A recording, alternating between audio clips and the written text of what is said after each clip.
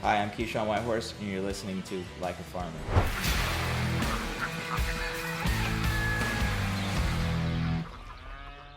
Hey y'all, it's Pat. Welcome to another episode of Like a Farmer, powered by AgAmerica Media. Super excited for today's episode.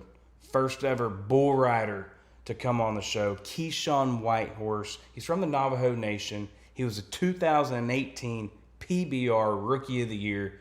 If you want to know what it takes to get on one of those bulls and ride it to victory, I need you to tune in to today's episode. As always, every single Wednesday, we're dropping a new episode on YouTube and wherever you listen to your audio podcast. Let's get into it. Keyshawn Whitehorse. Keyshawn, thanks for coming on the show today, man. Thanks for having me. I got to admit, first bull rider to ever come on the show is Keyshawn. I'm glad to be the first. I want to just start from the get-go because I just think it's a badass name, Whitehorse. Where does that come from? Family name, I'm assuming? Yeah, it is. I'm a Navajo Native American Indian from Utah. Lived in the Navajo Reservation and just kind of grew up around there. My folks are from around there, and just that's where I am from.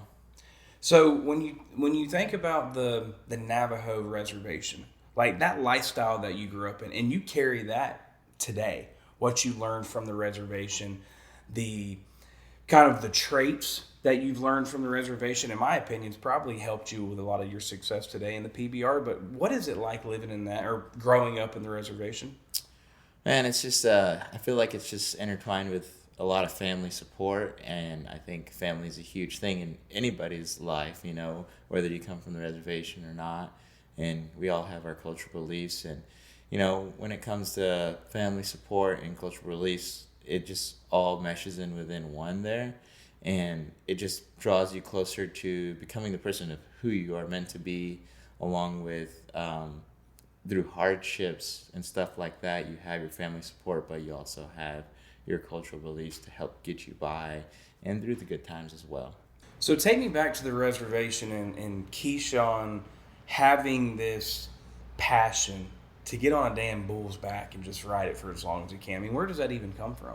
So within all native cultures, but a lot in the Navajo Reservation, like rodeo and the Western lifestyle is huge. And whether it's, you know, roping or anything else, the rough stock side, it's huge. And growing up, I guess my dad rode bulls a little bit. I wasn't around when he decided to do that yet, but he rode a few bulls, but it was never anything he was passionate about. I think in our culture, everybody's at least tried bull riding once or some type of rodeo event. And we had horses. My uncle had some beef cattle nearby around the house, and so one night I was sleeping, and I guess I was just destined to do what I do because I woke up. I mean, being a kid, you usually passed out all night long. You don't wake up till the next day. You might not even remember where you're at for a second. But I woke up, and he was watching, I want to say it was the NFR, but I'm not quite sure. But he was watching bull riding, and I just sat there intrigued by it. And I was like, I want to do that, Dad. That's all I said. And, you know, he looked at me, he said, all right. And that was kind of the conversation. I think at that time he thought that it was just something I was saying, something that I was just kind of putting out there, like I was just interested in, but not really wanting to pursue, or I might phase out of it soon. But nonetheless, he went to the tack store the next day. There's a tack store, like I want to say like an hour or two away. Went there and bought me some chaps, bought me a little calf rope and some spurs and a little glove to ride with. And eventually, soon enough, I was signed up for a whole rodeo clinic not too much longer after that. And I don't know, I never once really wanted to quit. Growing up through the hard times of riding, my dad was a very competitive person. Through his competitiveness, his comes from basketball. He loved basketball, passionate about basketball. And so he transferred that over to me within my bull riding and with my training. And with that, there's been times where I've struggled and times I've done good, but the times I've struggled, I think he realized that there's always a fire within me that pushes me more. So there's been times where he's like, I didn't show enough effort, or my training didn't show, or my mind wasn't in it, and he told me like, just quit. It'd be easier on everybody if you would just quit. Like, there's no reason for us to spend this money to travel wherever we're going, to pay the entry fees, the time you put in when you're working out and training. Just quit. And for some reason, he knew that would just light a fire under my ass and send me to a different zone where I would train harder and push harder. And next thing you know, the next event I'd probably win. That's unbelievable. So when you find the passion that, hey, I want to be a bull rider, like in any other sport, you kind of look up to somebody in that sport and them competing like right now. Was there anybody that you looked up to when it comes to bull riding? I think my younger years, I didn't necessarily have a specific person that I looked into. But the only person I feel like I can maybe, dial in of my support, or who I looked up to, is, I want to say maybe Adrian Marias. Probably more so because at that point in time, it was a Brazilian guy, different than all the other rodeo cowboys or bull riders in general. Because at that time, I mainly watched PBR, and PBR was growing and becoming so large. And so that kind of, I think maybe that resonated within me, because going out off the res, I'm a little different than everybody else because of my background. But at the end of the day, I still looked up to a lot of all the other great riders, with Justin McBride and Chris Shivers and stuff like that. But as I got older, I started to kind of key in on another Brazilian rider named Robson Palermo. And eventually, Facebook kind of came around, and it's been around for a few years. And then my mom somehow was able to message his wife on there, and next thing you know, I'm able to hang out with Robson Palermo. Mom slid in the DMs and got you a hangout session. I love that. Yeah. So it worked out, and I was able to go to his ranch, and this is like in the peak of his career and his prime, when at this time, I think when I first met him, he had won his second World Finals. He hadn't won his third quite yet. And so he's at the top of his game, and just being able to, I've learned so much from him just being around him at that age. We did some training stuff, and, he taught me about bull riding and whatnot, but it wasn't always like that's all we did. I would stay like a couple weeks at his place, or a few days, like between the summer every now and then. But just being around that guy, and like, as I would like to say, especially at the peak of your career like that, his aura that he puts off, you learn. And then, for me, I was like a guy that's always like, I have to have everything perfect. Like, I got to have everything clean. I have to step by step do everything. And he's the kind of guy that, he's like, well, we'll get to it, or he's just so relaxed. And I think it was so different when I would come home from hanging out with him. My parents would be like, you need to do this, or you should do this. And I'm like, yeah, I'll get to it, or, be more relaxed and stuff. And I think that just allows you to just be free. And when it comes to training, you're not like putting so much pressure on yourself. And when it comes to riding, you're not putting pressure on yourself. So I think it all correlated within one, and just learning how to handle life and then transfer it into bull riding like that.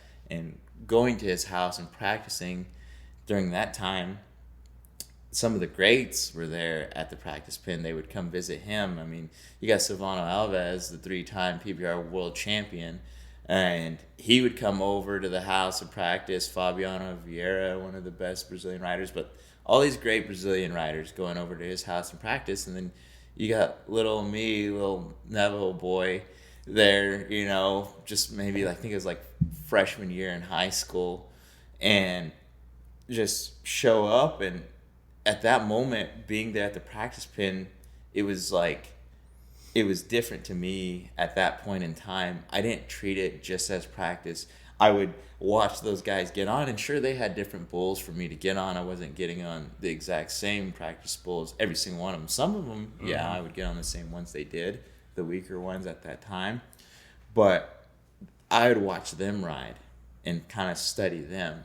But as soon as it was my turn, I would pretend that we were in the shoot in Las Vegas, and whoever, whether it was Savano, Emilio Resende, or Marco, or Savano, or any one of those guys that just got on, if they stayed on, or Robson, I would pretend that they just rode for however many points I need to stay on to win the World Finals or win the Now world you're title. comfortable getting onto the bull. Yeah, That makes sense. And I would put myself in a scenario like that just at the practice pin within that, so then I could have that feeling with myself. So whenever I did turn 18 and was able to ride in the PBR, it wouldn't feel any different to me. Is that what it is? You have to be 18 to... Yeah, you have to be 18. You have to be 18 years old to become a member in the PBR to ride in the PBR. So coming from the reservation, would you say, like, has there been anybody that's doing what you're doing at your scale that has come from where you are? Yeah, there's been guys prior to me that have joined the PBR. They've made big splashes within the PBR, but as of being, I guess you would say, long-standing within it, I would say I'm the first one to do it from my reservation. You got another guy that's been on tour for a few years as well, not quite as long as me, but his name's Cody Jesus. He comes from the same reservation, fantastic rider. And so, but not have they won an event title, or I'm the 2018 Rookie of the Year. So I'm kind of the first one from back home that is doing the things I'm doing, and there's only more I want to do in the arena, but outside of the arena as well. You're getting it done, and I'm excited to talk about what you want to do outside of the arena too. Before you go to the PBR, when it comes to bull riding, like, what was your first taste of competition growing up? Like, I'm just imagining myself on the reservation right now. Right. And it's like a Friday night and everybody just gets in a circle and you just put the baddest, meanest bull right there in the middle and somebody just hops on it. I mean, what type of competition prior to the PBR is it? So my first actual, like, bull riding event I went to when I was a kid, I remember just about everything out of it just because it was different. So I just got done with this rodeo clinic, and I'm just a kid. I'm trying to learn. And when you're a kid getting on these animals, there's so much adrenaline running through you that you can barely remember a ride. I mean, your vision is like, when you're on the back of an animal like that, and your vision's like looking through a straw. Like, you don't see much. It's not until you get older and you get on more and more and more, you're able to slow your heart rate down, slow your mind down, and then your vision broadens. I remember growing up, and next thing you know, one day, instead of just seeing the back, I could see the ground, I could see the bull's feet, I could start to see the bullfighters. But my first taste was actually on a small Ute town called Toyoak. They had it's just south of Cortez, Colorado. They had a little youth bull riding there, and it was a good sunny day, and I don't know what I had drawn, but something that it was a higher level than what I was used to getting on, because, I mean, all I was used to getting on is at the clinic, and that's kind of your learning trials there. And some of them don't buck very hard and whatnot, but I got bucked off, and my dad, I think he was expecting me to do good because I put so much training in, and he was a little upset, but at the end of the day, he was just still proud that I went out there and did it. But it was just different because there's going from a clinic where everybody's paying attention to you to an event where not necessarily everybody's paying attention to you. Everybody's got their own thing going on, but there's so much going on because you got kids in the back getting ready, you got dads talking to their kids, you got the announcer naming off the guys coming up next, you got the rodeo entertainer talking to the crowd outside, and then you got people and fans and stuff. It's really shocking and new especially for a kid, the kid that's never experienced anything like that before to go through. And it did take a little bit for me to get it dialed in, but it's just so much within it that you have to, like, reel your mind in. That's the biggest thing I'd have to say is once you reel your mind in, then you can kind of control the emotions of your body. You do a great job explaining. Like, I feel like I was on the bull right there. I want to get into PBR. But first, I want to play a game. It's called Beers and Bulls. This game's presented by Ag Gear. All right. You know Ag Come on, Gear. the best. Shout out Robert and Devin, all those boys. And I'm just going to ask rapid fire type of questions. You just, whatever comes to your mind. Hardest riding bull you've ever been on?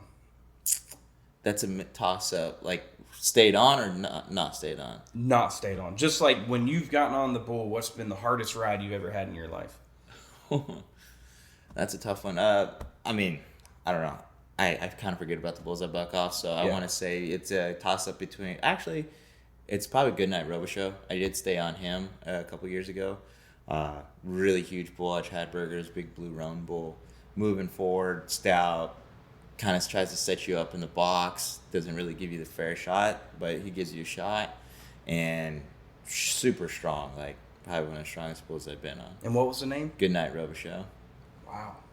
And he just knows. Yeah, like he, at the time I got on him, older bull, like I said, big bull, and kind of leans towards the back of the chute, kind of stands out wide, and for a bull rider, that's always tough to get by. I mean, for a right-hander too, because he leaves out a left-hand delivery, you don't have as much secondary options, I guess you would say, and he can go left, he can go right, you don't know, and it's always moving forward. When a bull's moving forward like that much, it's always trying to get you back, and I don't have long arms. Some guys do, but I'm not one of them.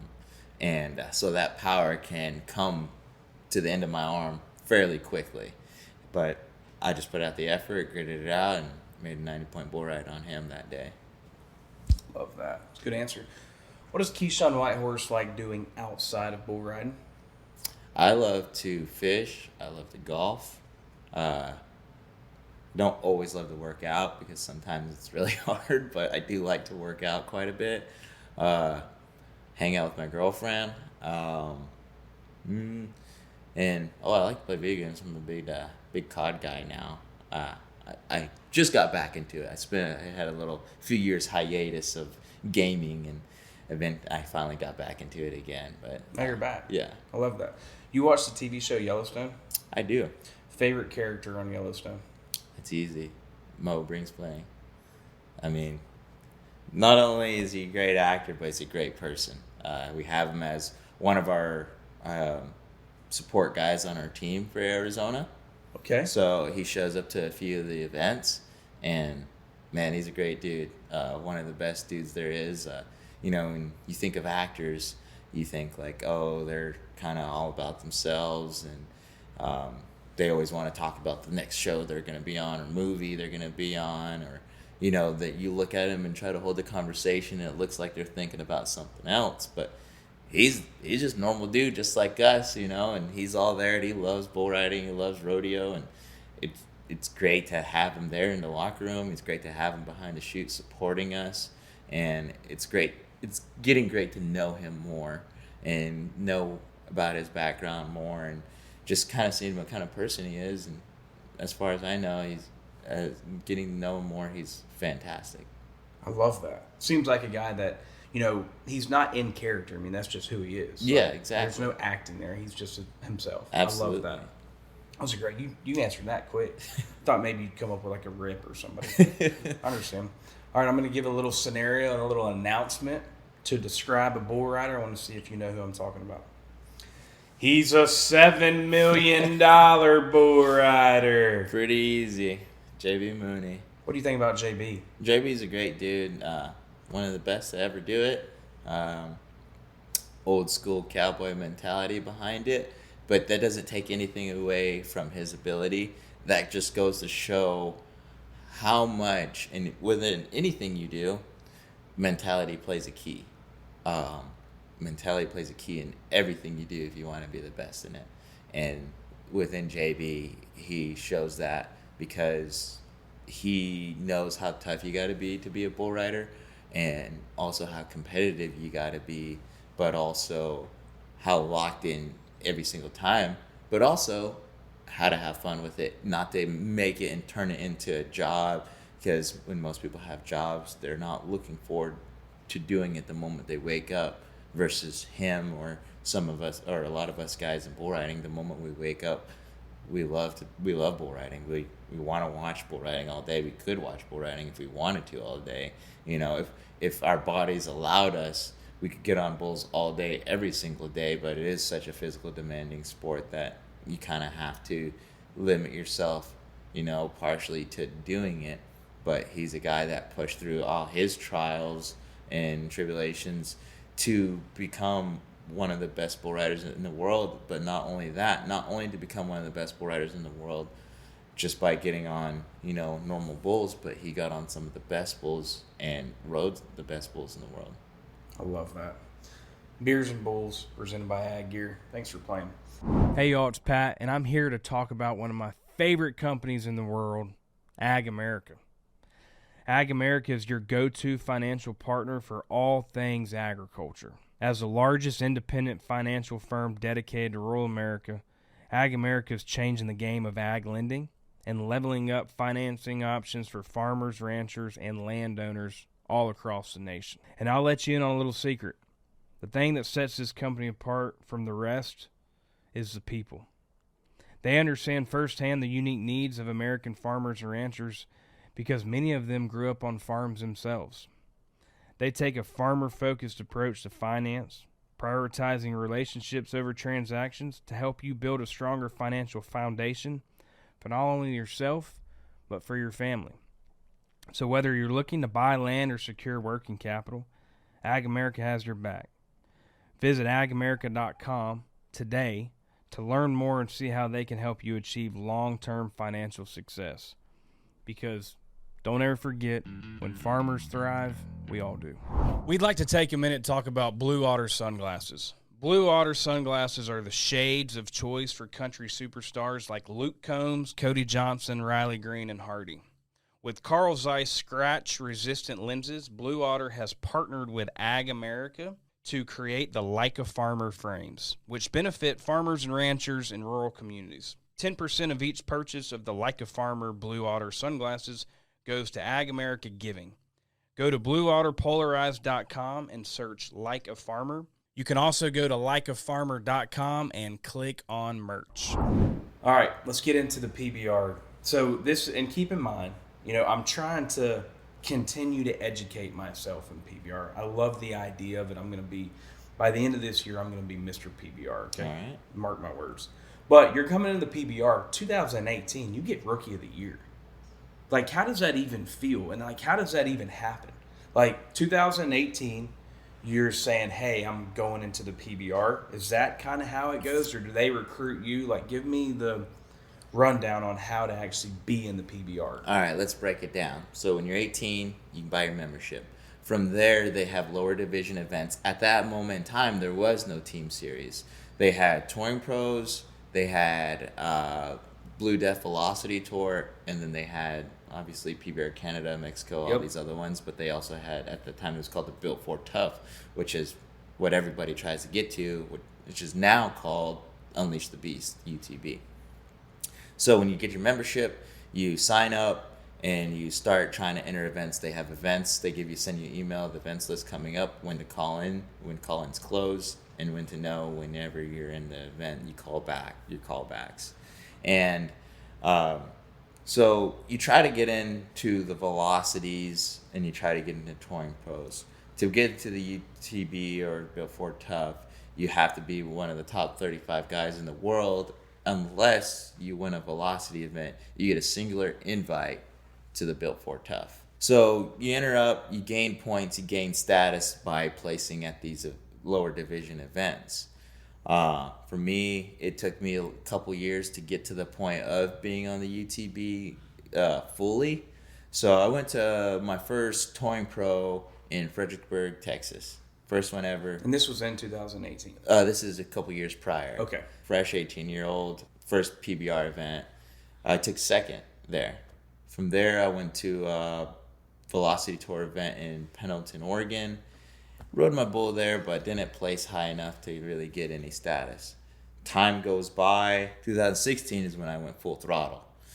And I won my first Velocity event, which is I'll go into a little side quest Yeah. story. I won my first velocity event in Salt Lake City.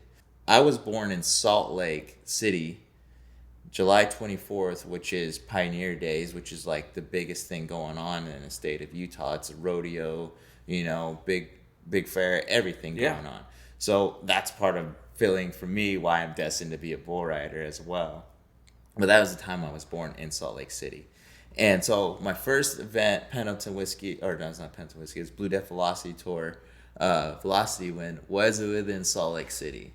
Prior to that, growing up, I spent years, it was more of like a family vacation. We would go down to Arlington, Texas. They had this huge event PBR did called the Iron Cowboy. I'm not sure if you heard of it. I have, yep.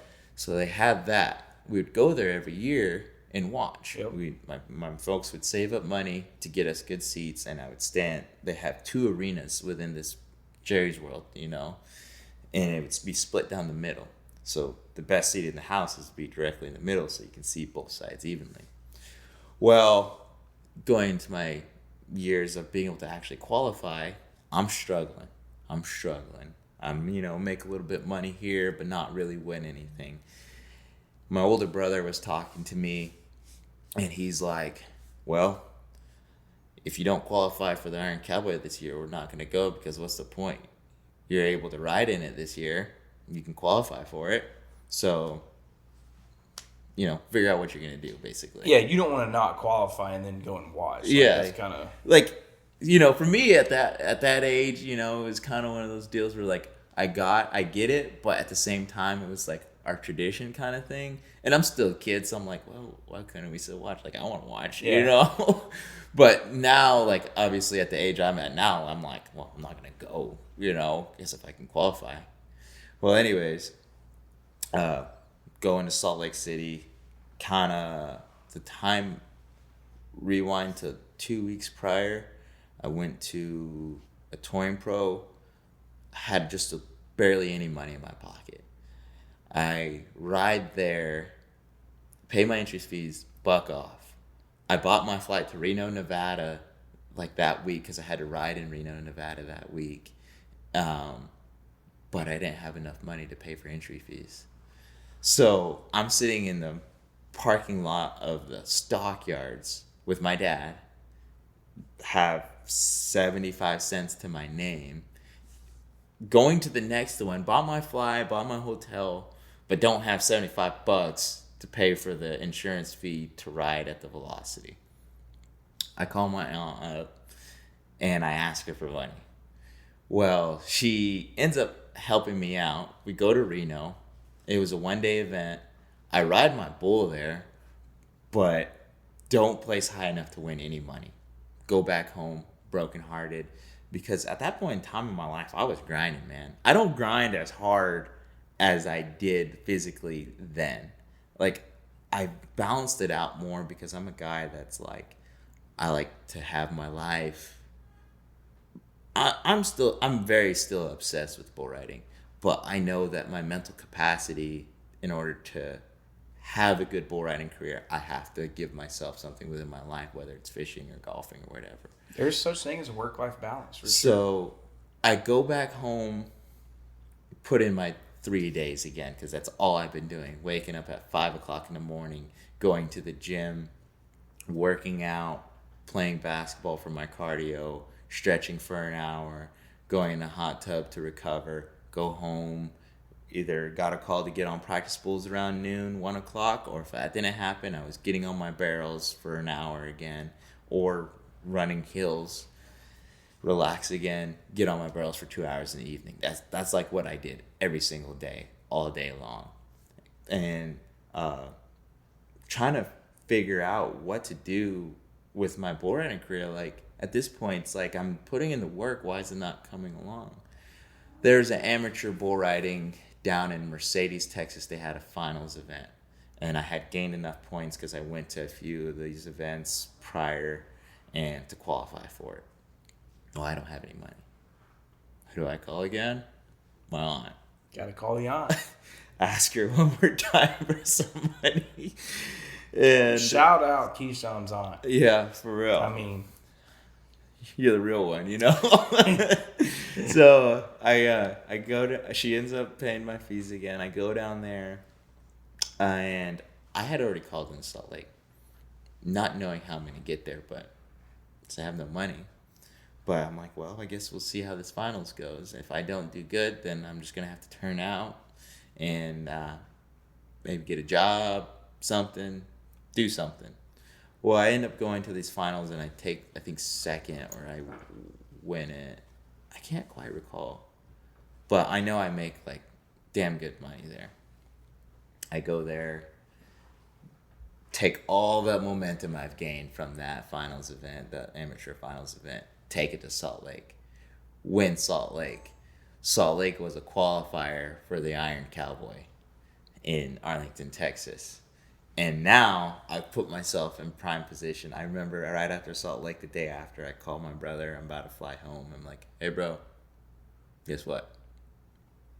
We're going to the Iron Cowboy. Because he said, like, we're not going to go. So he was super ecstatic about it. I know I, like, put a smile on his face. And I was pretty happy for him. I was happy that he was happy. I was more happy for him. Just, I don't know. It's weird. Yeah, for sure. So 18-year-old Keyshawn, behind the chutes in one of the biggest stadiums in the country, if not the biggest. I think it is the biggest. I'm qualified now for our Iron Cowboy. I'm putting in my hours. I'm training. I have a buddy's horse I'm getting on to work on my legs, work on my leg strength, work on balance, work on timing. Because getting on a horse bareback is so key for bull riding. I get home, and my mom, first thing she asked me, she's like, you know what bull you have for an Iron Cowboy, your first bull? And I'm like, no. And she thinks I'm joking around. She's like, stop lying. You do. You know what you have. And I'm like, honestly, I don't. Like, I've been training. Like, I haven't paid attention to it. She's like, you have Mississippi Hippie, which at that point in time was the largest bull in the PBR. Mississippi Hippie weighing over 2,000 pounds. Not 2,000 pounds or close to 2,000 pounds, over 2,000 pounds. Huge. Biggest bull I've ever been on to this day. Wow. 18-year-old Keyshawn. And I'm just like, no, you're not right. So I pull out my phone, I check my emails, and sure enough, there it was. And for a second, there was a little bit of distraught. There was a little bit of like, out of all the bulls they have at this event, why this one? Well, I love that. 18-year-old on Mississippi Hippie. Yeah. Well, I'm like, I catch myself immediately going into that mindset, and I stop it, end it there, and I'm like, you've been putting in the work, you've been training, just trust it. And let me stop you there. Like, it's just a random draw. It is a random draw. Okay. And so that time, the Iron Cowboys bracket, you face off against another guy. All that matters is you either stay on longer than that guy or you score higher than that guy. Show up to the event, and it's just like I felt right at home because I've been there for so many years. Felt peace over it. I wasn't nervous. I wasn't like shook by anything. Like, it's just like, okay, well, we're good. I remember putting my bull rope on, or getting my bull rope and getting ready to put on my bull. So when you have a bull rope, you have a body of it, which is this other half. You have a tail, which is what you see hold on, and you see guys wrap around their hand. The body is made to adjust for the size of the bull. And you have a loop within your body that you tie on, and you can move that loop up and down. You make the loop bigger. If the loop's bigger, it's for a smaller bull. If the loop's smaller, you have a bigger bull. Well, never in my life have I ever thought, maybe I should just take the loop out, because the body's made of two strands. Oh, it's one strand, and it kind of makes its own oval within that leads into the handle of the rope. I literally thought maybe I should just take my loop out and run it through this body because this bull's so huge. Uh-huh. Well, I literally have a loop in my rope that's like this small. Like, it's tiny. It's itty bitty. And I'm like, well, I guess that'll work. I go into the chute, and I've never seen this bull in person. I've only seen him on TV. I mean, just about every bull there I've only seen on TV. Yeah. And they roll him into the chute. This bull is so big that they have these slides within the bucking chute that's supposed to close behind the butt of the bull. This bull is too big. They don't close the slide. They put a flank rope behind his butt that leads into the next bucking chute behind him. And I'm like, okay, I didn't know this was possible. Why would you bring a bull this big, you know? And I'm like I said, I'm 18-year-old Keyshawn. I'm like, all right, whatever. And I knew Silvano Alves at that time. Like I said, I'd practiced at Palermo's house, and he was there. So he knew me, and I saw him behind the chute. I'm like, hey, come over here, help me out. So I get in there, and a couple guys ahead of me. So I sit down on my bull and get my rope hot, get everything situated. Now it's to me. I get my rope, I get my hand tied in, and I'm trying to slide up on my bull rope, because where you want to be before you knot is like pretty much sitting on top of your rope. The only thing you want pretty much showing is like your hand. You're on top of this bull rope. You want to stay on as close as you can to that rope as you possibly can. By this time, I got my left leg. This bull leaves out a left-hand delivery. I slide up. I got my left leg where I want it. My right leg's a little bit behind. And I'm telling Silvano, push this bull over so I can get my right leg forward. Push him over. And they're trying to push him over. Telling my dad to push him over. And I realize he's not leaning. He's just that big that I can't get my leg down all the way where I need it to be. And I finally well, shoot, you know? So I have my left leg down here, and I have my right leg up like this, and I kind of just wiggle it and maneuver it to where I can move it up as far as I can, but I can't get it down all the way. And I realize I'm just gonna have to nod like this, and the moment I nod, I have to drop it. So I nod, drop my leg, and he goes out there. He doesn't have his ordinary trip, but nonetheless, overcome it, ride him. At that time, if you get a re-ride option at any point in time, you have to take it. It doesn't matter what your score is, unless it's above 80 or something, but you have to take it. And I'm get off this bull. I'm like, dude, I just conquered this massive animal, and I'm jacked up. I'm everything, first ride on tour, stay on, it's qualified. I see the re-ride flag, and I'm just damn. I'm moving on, but now I'm wait, not quite yet. I'm not moving on yet. So I get on another bull, and it was Jared Allen's hot iron. Jared Allen, professional football player, yeah. you know. Yep. At that time, he had bulls, and another tough bull to get by. Didn't really know him, but stay on him to move on. And next, I'm talking to the town at that moment in time, because there's potential now that I could progress and keep progressing and win it. Move on to the next round. Get on Cochise, which is another one of the biggest bulls I've been on. Big old yellow bull, down horn, come from the Wentz's family from the Northwest region, and at that time, and he bucks me off. But everybody in that round bucks off, so everybody moves on again. And so it's all right, well, we got to go back at it again, you know? And the next round happens. I draw 7 Dust, a black bull. I can't remember who he comes from. I think he comes from J.W. Hart. And one of the meanest bulls at the time. Mean.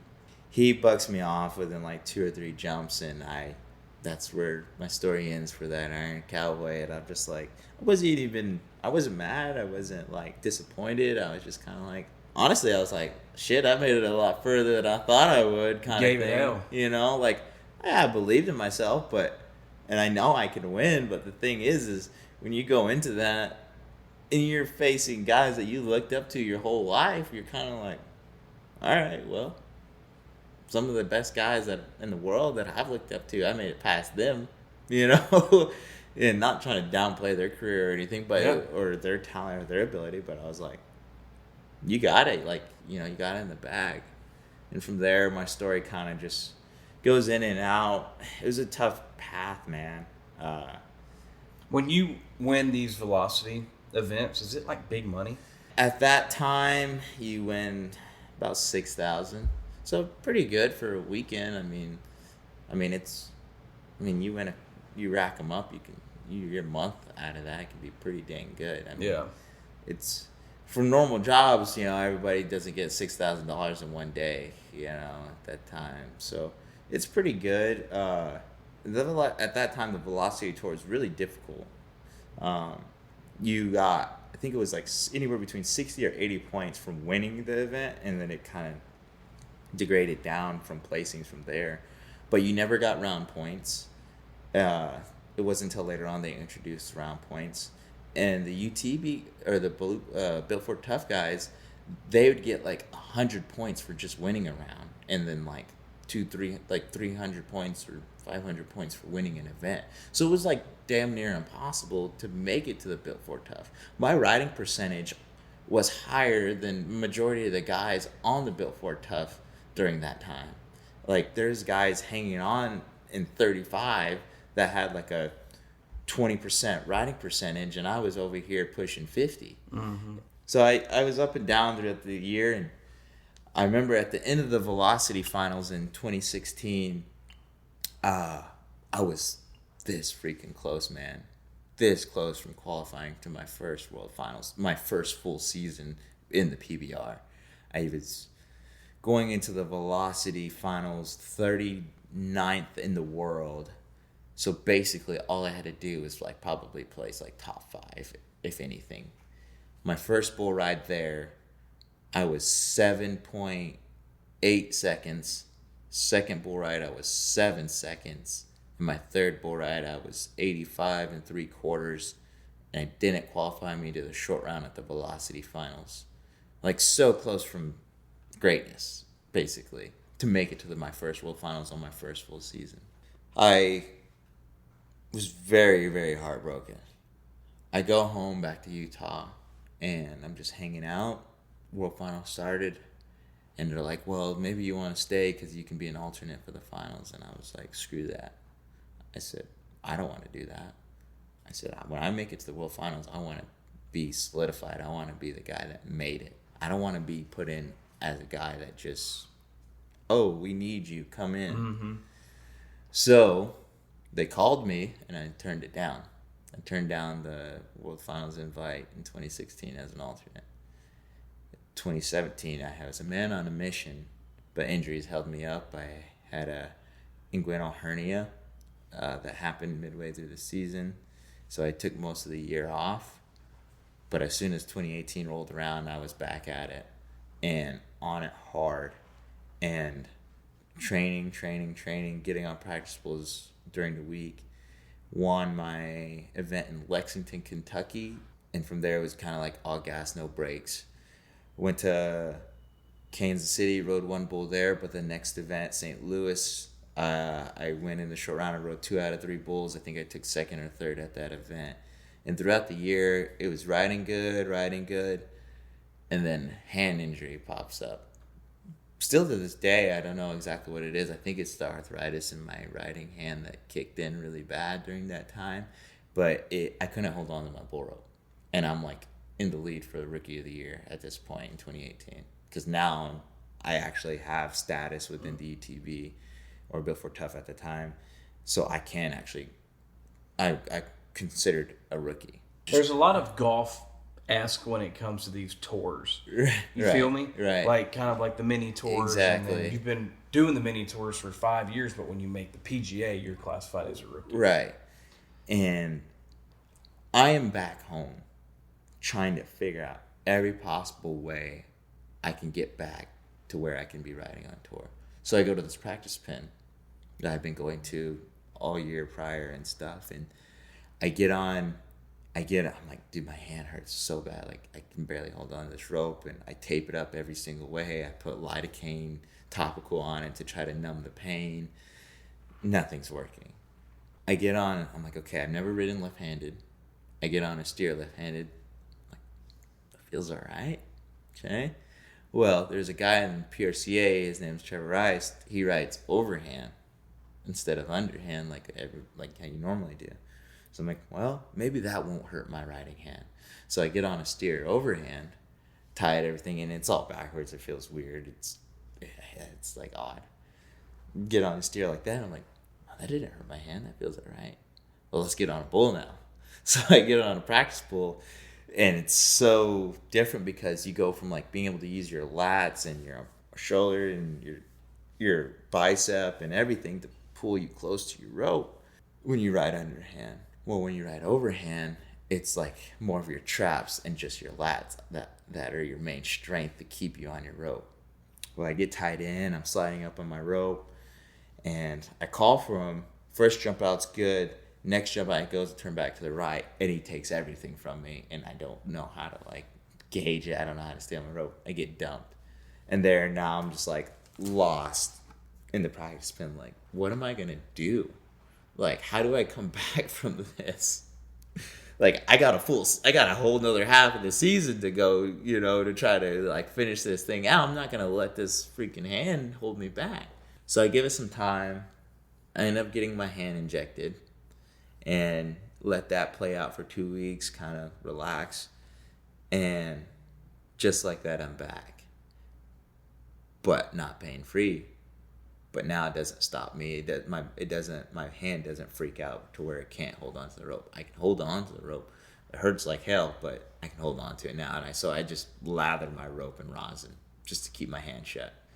And I go out throughout the season just like that, winning rounds and stuff like that. Just hands hurting, but ice it after every event and go into the World Finals ready to go. At that time, there was a few guys in my rookie class, but Colton Jesse was right behind me. And round after round, disappointment, man. Disappointment. It was as good as we ride, me and that guy, it was a pillow fight, I do have to admit, in the finals, coming down to the line. Because we were not giving off our best performance. We were just getting dumped by the best bulls in the world, but we're getting dumped. We had the ability to ride every single one of them. And by the last round, before the short round, it was make it or break it time for both of us. Either if he stayed on, he had a chance to win it. And if I stayed on, I had my chance. I go into the locker room before we're picking. I'm looking at the draw sheet of bulls to pick from. Mm-hmm. At that time, Dakota Butter, a Canadian guy, he was there at the finals. And I'm like, hey, man, I know a lot of these bulls, but there's a few of them in here I don't know. I'm looking at all these bulls. I'm looking at bulls that try to fit my strong suit, which is bulls that go to the right. And he's like, points out this one bull. He's like, hey, man, I don't think anybody here knows this bull. He comes from Canada, and I think he'll fit you just right. I'm like, okay, well, I got this bull and this bull if I don't get to it, but I trust you. So he's like, yeah, I think it'll be good. They're going down the list. Guys are picking. I see these, like, badass bulls that I'm like, dude, this bull would be great for me. They're picking them. Yeah. Picking them. And I'm just like, it is getting down to the line. There's only these handful of bulls. This bull's still there. And I'm just like, man, hopefully nobody else has figured this bull out, like, that they know him. Finally gets to me as fast as I could possibly say, because I feel like somebody would try to take it from me. Wicked Dreams. Walk out. What was it? Wicked Dreams. Wicked Dreams. Show up the next day, and I'm like, this is it. And prior to that, all the nights leading up to that, my dad was there early. He showed up just about when I showed up to the event. That day, I'm getting ready, and the show's about to start. My dad's not there. And I'm thinking, dude, is my dad disappointed in me, I'm like, dude, does he not want to be here? Is he embarrassed of me now, All of a sudden, he shows up in this, like, comical shirt. It's a long sleeve shirt with no collar, and it's all Benjamins all over the shirt, but it looks like a suit jacket. And so I'm like, what the hell? Well, we get there and find my bull. My bull's loaded up, and I'm like, I know nothing about this bull besides he should go right. Well, for me, I like to figure out if a bull is pretty calm, if he's really hot, just because he puts me in the right mindset leading into it. I don't want to get a bull that's like bad in the chute expecting he's going to be good and not knowing it's going to be kind of a dogfight in there. I want to know if it's going to be a dogfight or not in the chute. And so I don't know anything.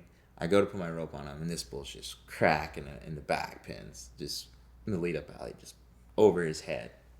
He's literally like, I put my rope on, I go to pull it to see if I'm in my rosin, knocks me off. Get back up there, pull it again, kicks, knocks me off. I get to the point where I'm like, I think it's good, screw it. Whatever, we're just going to ride, man. I got the bottom, we're just going to ride. We're not even going to worry about it. We'll figure this out later. Bull rolls in the chute, and sit up. When it's about to be my turn, I go to sit on this bull, and he freaking cracks at him in there. At this point in time, it's either I stay on and win it, or I buck off and hope that I win it. And so I get everything right. Finally, there's a dogfight in the chute, trying to handle this bull, and this bull's right there around the right. Gassing it. I mean, I don't know how many rounds we made. Spinning it up.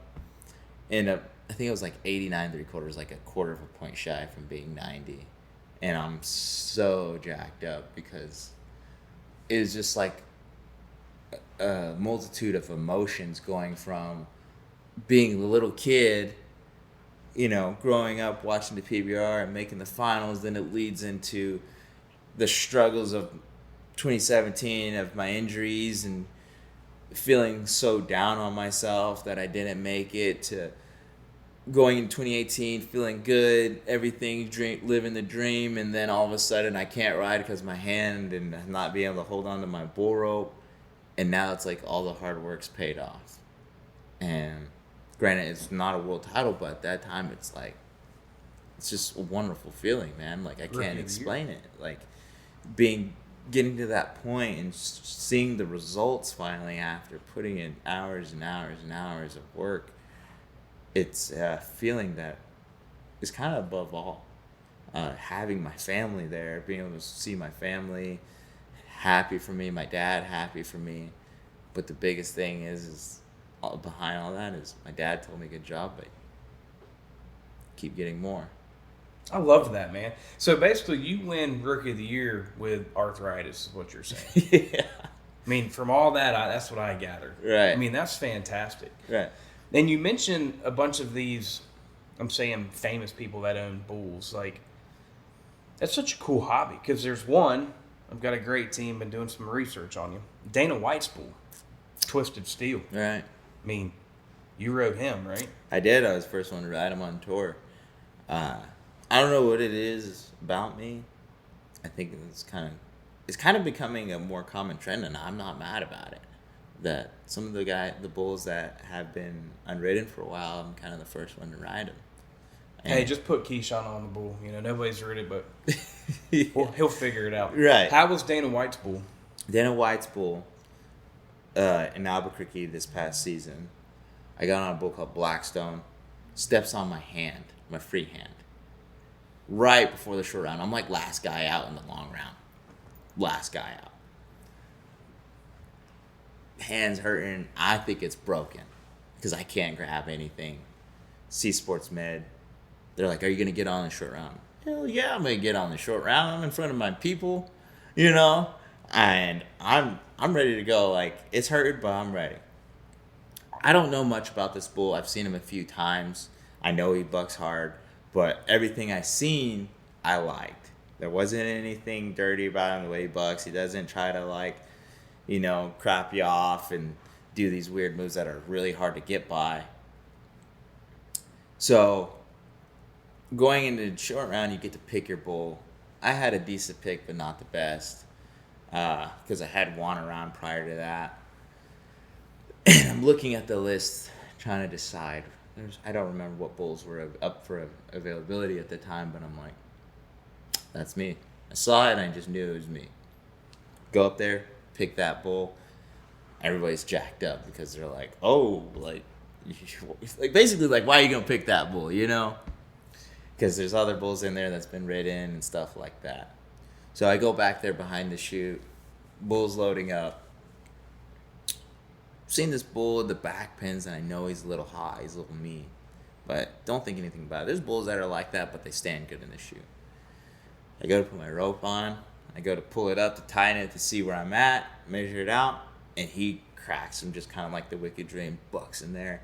and I have this rope tied around my hand, and dude, I like I try to hold on to my rope and my hand's hurting. I'm like, oh, screw this. My dad's there. I'm like, screw this. I'm gonna leave this to my dad. He's put my rope on before he knows what to do. I said, Dad, put my rope on. Like, get it right. I gotta go over here, tend to this, get my mind get in the right headspace. Bull loads up, and I just know that I have to keep myself calm. For me, everybody has fight or flight instincts. Whenever I get hurt, I get mad. I get mean. Like, I'm pissed. Like, sometimes I have to apologize to sports med because I'm, like, talking shit to them. I'm like, screw you guys. I don't really say that, but I'm just, like, I'm pissed. Like, I'll be, like, knocked out, and I'll wake up, and then I'm mad, and I'm like, they're like, we'll help you up, and I'm like, let go of me. Like, I can walk out on my own. I'm fine. Like, that's the biggest thing my dad taught me. It's like, if you can walk out on your own, walk out on your own. So I'm pissed. I get in the chute. His bull's throwing a fit in there. And I'm just trying to stay calm. I'm not trying to get overly jacked up. I'm just trying to keep level-headed. And I'm kind of feeling this bull out. And I noticed, like, if I moved to the right a little bit, he'd move to the right a little bit.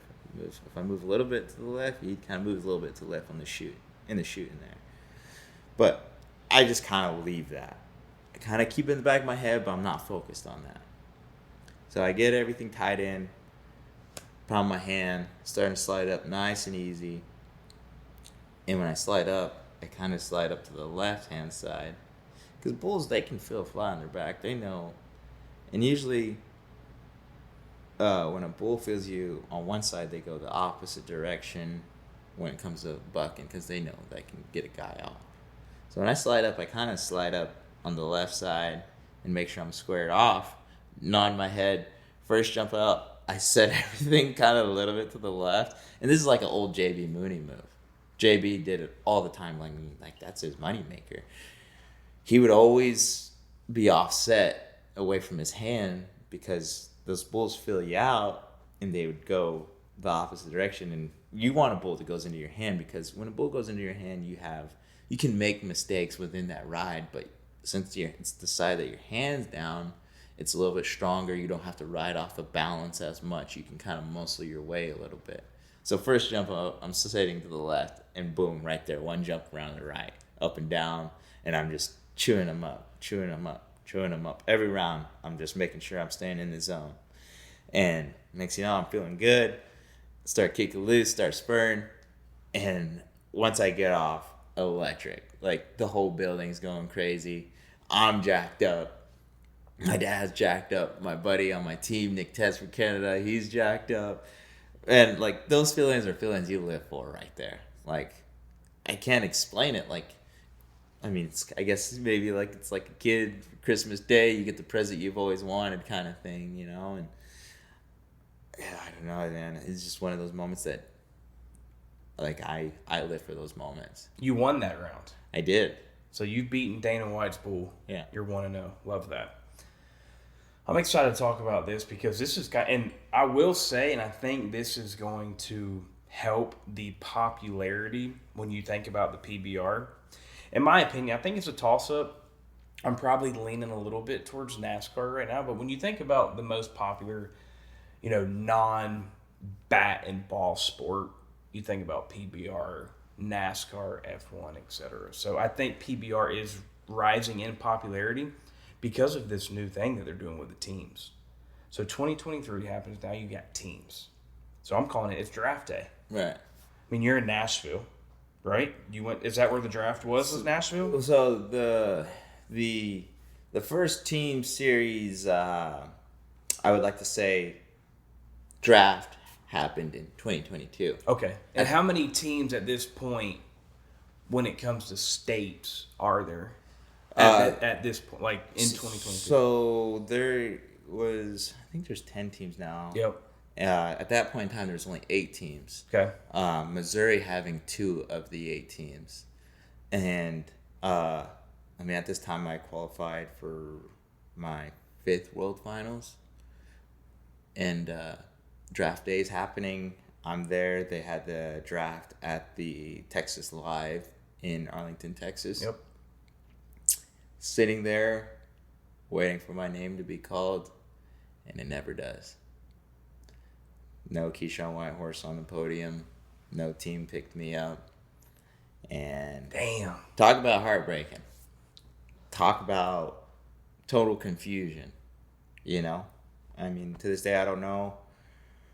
And it was one of those deals where I was pissed off, but I was okay with it. My whole life, it's been a series of highs and lows just like anybody else's, but the disappointment in that and the disappointments in my life, I always know led to better things. And looking back on it now, I wouldn't want to have it any other way. I mean, I've never really been one to cry too much, but I kind of teared up a little bit because it's like, the hell's wrong with me, you know? So I came out of that draft day with a vengeance. They still have touring pros and at this point they call it challengers now, and so I said, I'm gonna win every single one of these suckers, so they realize they messed up. And I go home and I'm training. I'm putting in the work every single day. I got my weight down. I'm getting dialed in on my craft, and then right before I'm about to hit the road to go hard during the summer, I get a phone call from Colby Yates, the head coach, or at the time he was the assistant coach for the Ridge Riders. Head coach Arizona. now. Yep. Head coach now. And he's like, hey man, we lost a few guys due to injury for our preseason events. And we're needing some guys. And I was a little timid at first, because for me it's like, why you want me now just because guys are hurt, you know? I'm like, screw you guys, screw all of you guys, not just him, but like screw all you guys, team guys. Like, I've been to World Finals more than a lot of these guys that you guys picked up. These guys that you picked up, they've never even got on tour before. Like, no, I don't want anything to do with you guys. But I said, just pretty much let me think about it. What's the deal you got offered? And eventually I kind of agree. I agreed to it eventually, but still very timid into it. You got a chip on your shoulder. Yeah. Yeah. And from that point on, I move on to go up north to go to a few challengers and go to my first one, buck up. I ride, but I win the next one after that. And it's just like all summer long I'm winning these King of the North events that Chad Berger put on. And I go into the team's events and I'm ready to show them, because for me at that point in time, like you said, I have a chip on my shoulder. Well, you think I can't ride? You think I'm not good enough? You think I don't belong here? I mean, in my mind, I'm like, obviously I do. I just qualified to my 5th World Finals. Not anybody does that. I'm one of the best bull riders in the world, one of the top 35 guys in the entire world. You know, love that. Let's go. Side note, real quick: if you win the World Finals, how much money? You secured the bag. So you win the World Finals. You can win the World Finals without being the world champion. I want to know if you're the world champion, the biggest, baddest purse out there, how much do you win? So if you win the world title along with winning the World Finals, because generally those two go hand in hand. Total season earnings, you're probably walking away with, I want to say, 1.5 mil. Yeah, you're getting it done. 1.7, you know, because then you win the world title, you get that $1 million bonus. I mean, the World Finals alone, you can walk away with $300,000. Yeah. So, and throughout the season, events range anywhere between 30,000 to 200,000 you can win. So, I mean, in the rounds there at the World Finals, this year was a little different. They had some rounds that were 30,000, and they had later rounds that were 50,000 if you won the round. So you're getting it done. Yeah. And on the team aspect, back to the team side, are you signing like long-term deals? Some guys have. My deals I've signed have always been yearly. Okay. So this year in Nashville, the draft was in Nashville. This year the draft was in Nashville. And you go back to Arizona. So since I was always already solidified on the team from the prior seasons, Gotcha. I stayed on the team, but when the draft happened, they had I forgot what it's called, but they had some type of supplemental draft or something prior to Nashville. At that point in time, since I have only signed yearly deals, I was up for grabs from another team. And Colby calls me and he's like, dude, we're doing everything we can to keep you on the team. Like, because I don't know why, like, I just couldn't get re-signed or whatever. It had something to do with, because the 2 new teams coming on board. Oh, it was the expansion draft.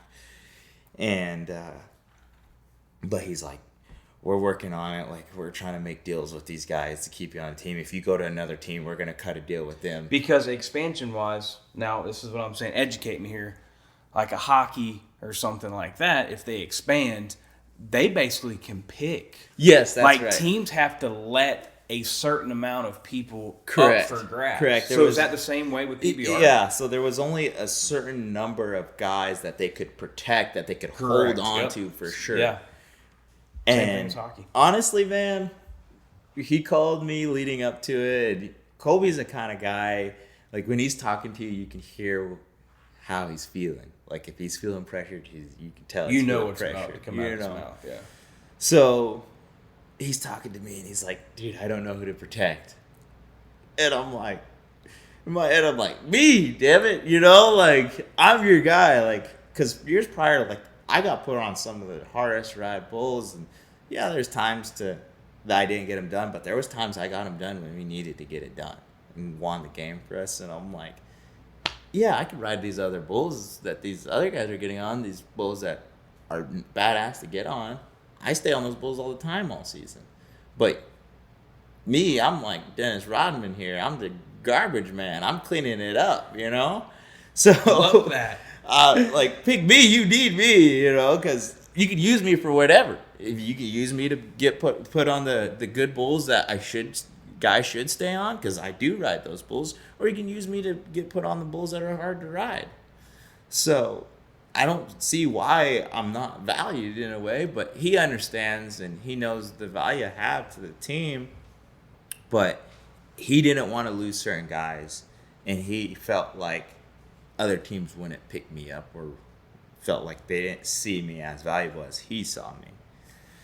And he was like hoping and praying that nobody saw the value in it, because just like the other teams, like the other sports, you're saying like you can only protect the number of guys, but then if you wanted to get a hiring guy based on statistics, then it cost that newer team more. I think they were using like balls or chips or something like that. It cost them more of that. So there's a lot of movement going on, and apparently I didn't watch it. The expansion draft going on. I didn't. Not because I was afraid to watch it. I was training. So, you know, like, I didn't know what was going on. I guess my girlfriend was watching it. She went out for a walk and she's like nervous and stuff. Because honestly, throughout the past 2 seasons and even now, honestly, I don't see myself on any other team. Like, I feel like I don't get along with the other guys or fit in other places as much as I do in Arizona. Yeah. And so, apparently at one point in time, they thought I was going to go to New York. And, like, my girlfriend, I guess, was freaking out. And my mom's like, whatever. And then eventually it passes and I get to stay on the team. And I get a text from Nick Tetz, my teammate, and he's like, you're here for the long haul, buddy. Glad to have you still, you know? Well, it's time to sign you for a long-term deal. Yeah. I don't think anybody on our team has a multi-year deal. Well, you're about to be the first one. Right. We need to get you down here to Florida. I'm going to be a big... Florida's team is the... They have the freedom. Freedom. Yeah. Go Freedom. I'm a Freedom guy. You're a freedom guy? No. I'm not a freedom guy, man. And so...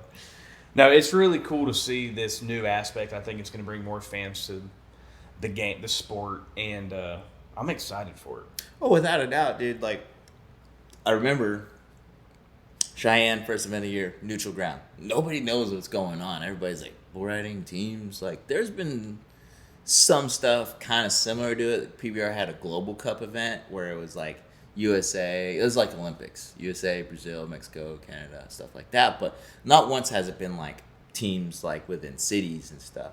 So that event takes place. Everybody's like, man, I don't know about this. Like, I don't think this is going to be good. Like, I don't think anything's going to come out of this. This is going to be a one and done kind of thing. For me, I keep open mind. I'm just like, whatever. Like, it is what it is. We're just going to go for the ride. Yep. Second event of the season, Kansas City. Kansas City has a team, the Kansas City Outlaws. So every team has an intro to announce, just like, every other sport. You got, you get the Dallas Stars facing, Toronto or something like that, or whatever. So they have their walkouts and stuff. So, Nashville walks out. Other teams walk out. Well, they always say the home team for last. And I tell you what, that's when I knew it was going to be something different, is when Kansas City walked out in front of, I think it's called the T-Mobile Arena now. It used to be Sprint. But when they walked out to introduce them, and the whole building went crazy for the Kansas City Outlaws, I was like, okay. I love that. I was like, all right. Because now everybody... They have something to cheer. Yeah. Before it was like fans show up, a lot of people... Since we're going to cities, it's a lot of times it's people that never been to bull riding, never been to rodeo in general. But they have a team to cheer for. Yeah, so they didn't know anybody. Yep. Maybe if it was people that kind of knew, they maybe only knew like one or two guys, or unless they were like longtime fans, they knew everybody, but they only had their favorite guys, a couple guys.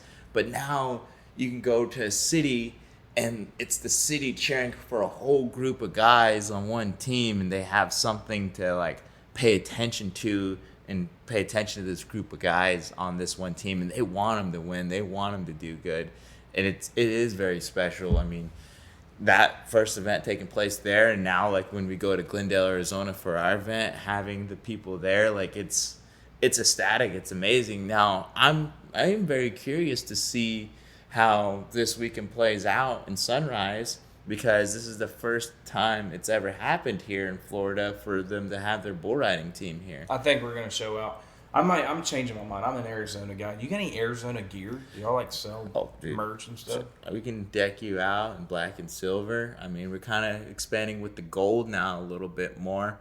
Get you an RR on you, and we'll get you going, man. All right, I'm an Arizona guy. All right, there we go. Arizona fan right Hey, here. tell you what, man. I mean, I know here down in Florida it don't get too cold, but that Arizona golf something else too in the wintertime.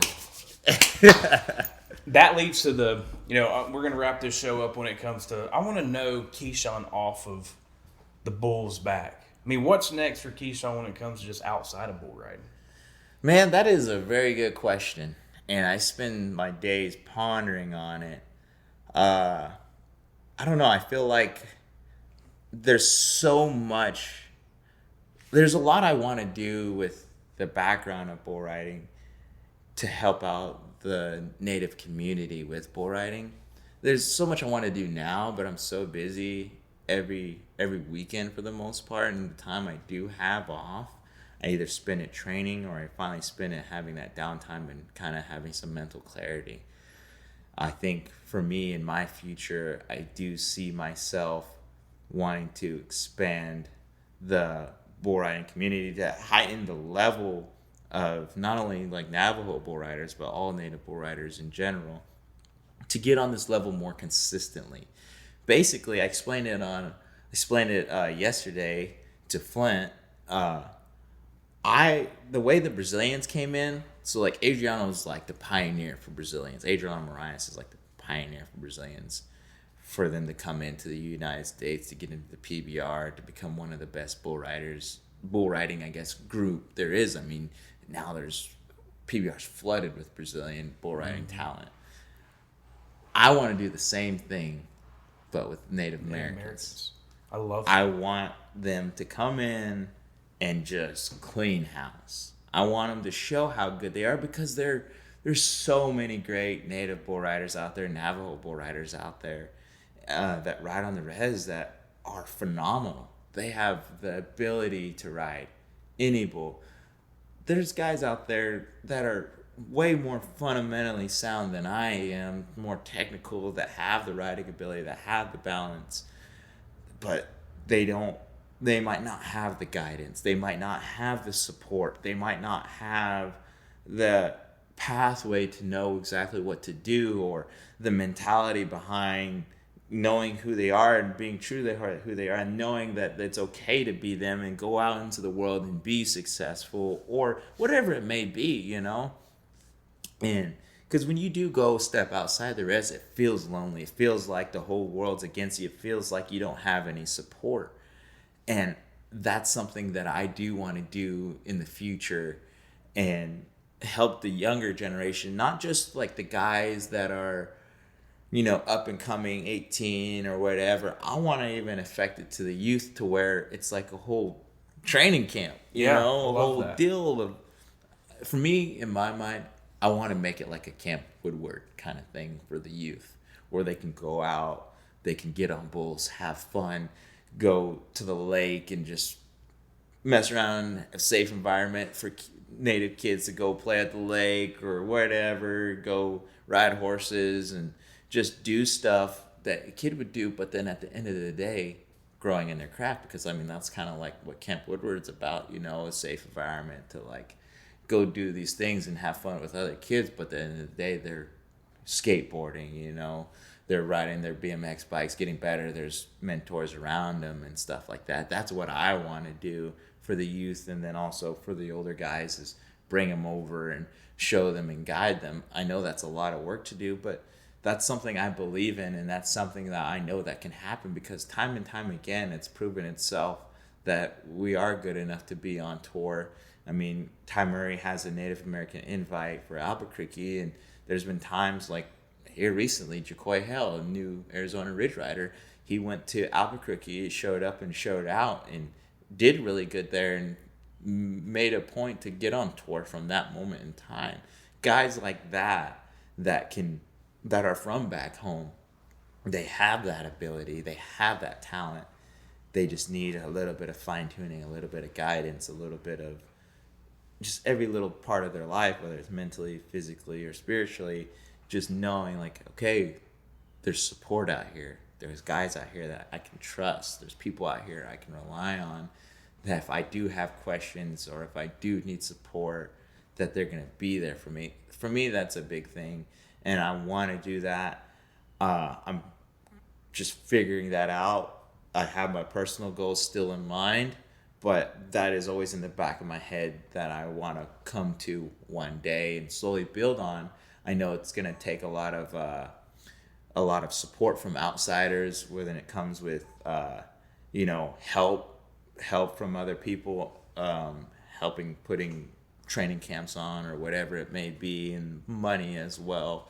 But that is something I do want to do, and a program I want to install within the community, because at the end of the day, it's going to give those guys a life that they've never imagined, or maybe they did imagine, and they can see it through finally. And finding a way to give back. Yeah. I love that. We got to find some time to tee it up. Absolutely. I agree. Now, like I said, I'm not a pro golfer by any means, but I do love the golf. The whole month of July, my golf game went to shambles. I was a mid-80s player there for a while, and now I can't seem a way to break 100, man. We'll figure it out. I got to get out to Arizona, and we'll get you right. Yeah, come on. Appreciate you coming on the show today. Glad having me. This was exciting. The Dennis Rodman of bull riding. The garbage man. Appreciate y'all tuning in today, and as always, continue to like, comment, subscribe, share, do whatever you got to do to be like a farmer.